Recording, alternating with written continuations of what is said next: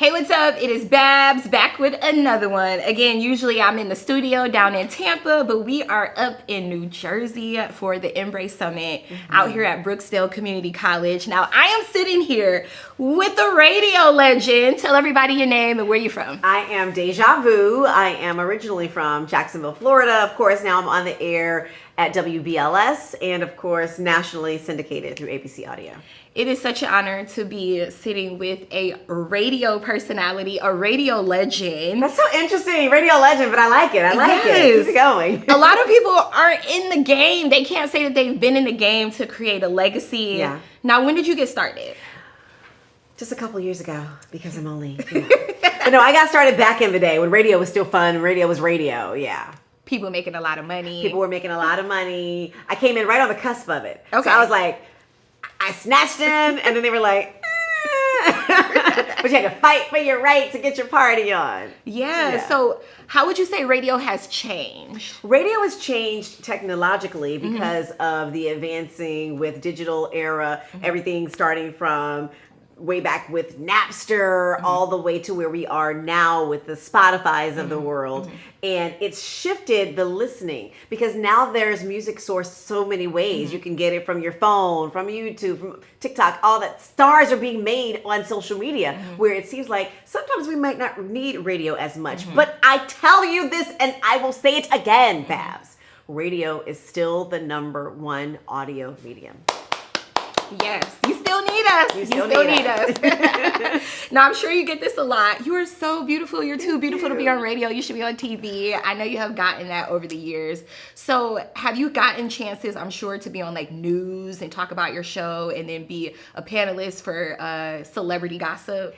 I have done a couple of those things years ago. Okay. And back when MTV and then VH1, they were doing a lot of the talking heads. I did some of those occasionally. Right now, though, I am more into co-hosting and filling in for Kelly and Mark when they're out.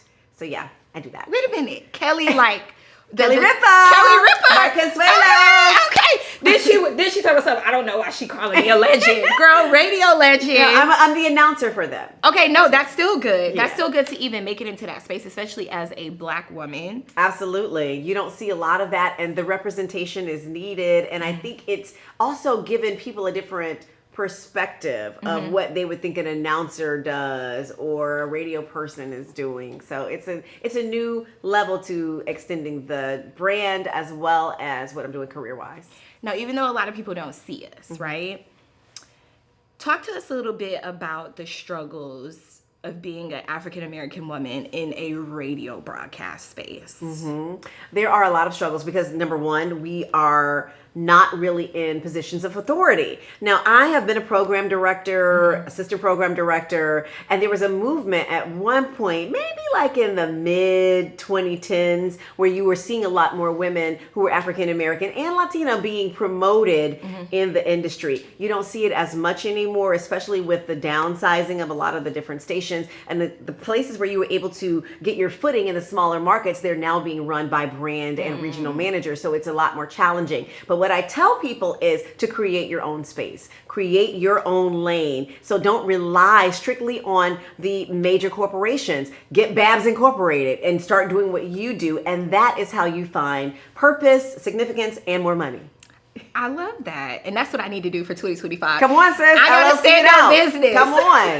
That's what we're talking about. Question. Everybody has had that moment when they've been fired in radio. Do you have that moment? I did have that moment, and it wasn't cute. I didn't like it at all. I was fired from what I thought at that time was my dream job. I was working for a particular company in New York, and I started that company with them. I started the station with them. I was the voice of that station before we even went on air. I was still in Richmond, Virginia, and voicing this company that was about to start and all this stuff, and I did it. And the reason they fired me had nothing to do with ratings or anything like that. They were just like, oh, we just want to try something different. Really? Really? Because I know that I have given you my time, my years, my loyalty. And with this particular company, I had moved all around, every couple of years. Hey, do you want to start a station here? Sure. You want to do that? And it hurt me. But I had to realize this was their business. Yep. And they could do what they wanted to with their business. This is why it is imperative that you have your business. So when I run DVS Media, I do it the way I need to. I understand that cuts happen,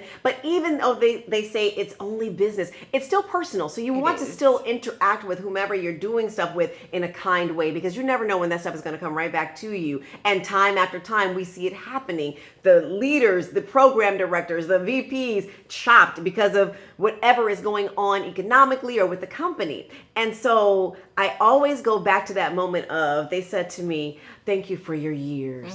And that was it. Like, what? I built my whole career with you. So you know what? I will never be caught slipping again. So I always have multiple hustles going on. So even now, while I'm on the air with MediaCo with WBLS, I am still on at SiriusXM. I have Kelly and Mark. I have my syndicated show. I have other things that I'm in negotiations with right now. So if one should fall, then we got another one right on the come up. Facts. Okay. I love that. Yes. Now I heard you say DVS Media is your company. That's mine. What exactly does DVS stand for? Deja Vu speaks. Girl, real cute, real simple. So what do you offer? Can other people come work under you? Well, that's part of the expansion of the brand. This year, like you were saying, you wanted to get your business together. My thing is, within my business, I am doing more things strategically. Okay. Because there are a lot of things that are happening, and you can get caught up into the movement of this, that, and the other. But now I'm doing things more strategically. So yes, I am going to be having people that I will undergird their productions and what they're trying to do, not just on audio, but I'm working on some things visually as well. Yes. Well, you beautiful girl. Thank you. Likewise. Thank you. All right. So where do you see radio in the next 10 years? Are we still going to be around, even though we are so important? Like you said, like we are still important. I still have, because I work for hip hop in Tampa. So I still have, rappers who get so excited when they hear their record on the radio. Absolutely. And, people get excited when, they call and talk to you and they win things. So again, like you said, we're still very much the best. You can't replace us with AI because the AI person cannot go out into the communities. Right. Do you still see us as being? We will be there. Where our relevancy will lie depends on technology. Okay. It depends on the people who are in charge now, the change makers. Because if you think about it, we're talking FM radio. People don't really listen to radio in their cars like that anymore. So now they're finding us on social media. So we need to see the importance of social as a partner to what we have on audio. Right. AM radio is something else that they're trying to get rid of. And so that will eliminate a faction of it. But people at the FCC are fighting back because the car dealers were even trying to take it out of the radio.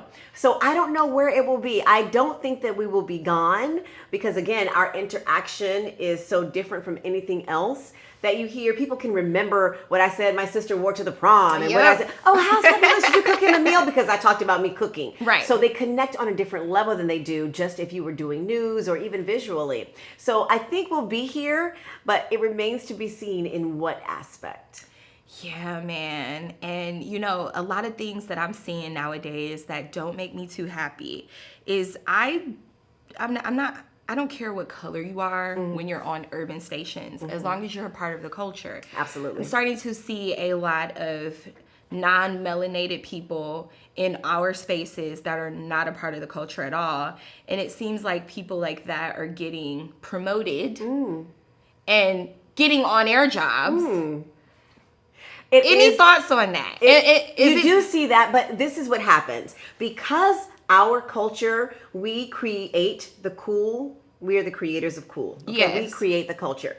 Everyone wants to co-opt that. And now since hip hop and certain parts of R&B have become mainstream, it's everywhere now. So I would say even an easy listening station back in the day that would never touch any R&B, that's like, an SWV, they're playing that now on like your AC stations. Right. Because it's become so mainstream. So now it's filtered everywhere, you're going to see people using that medium and using those genres. And it's just something that you're going to have to push back against. But I say be a chameleon, because guess what? If you want me to do country, I can get out right there and do country.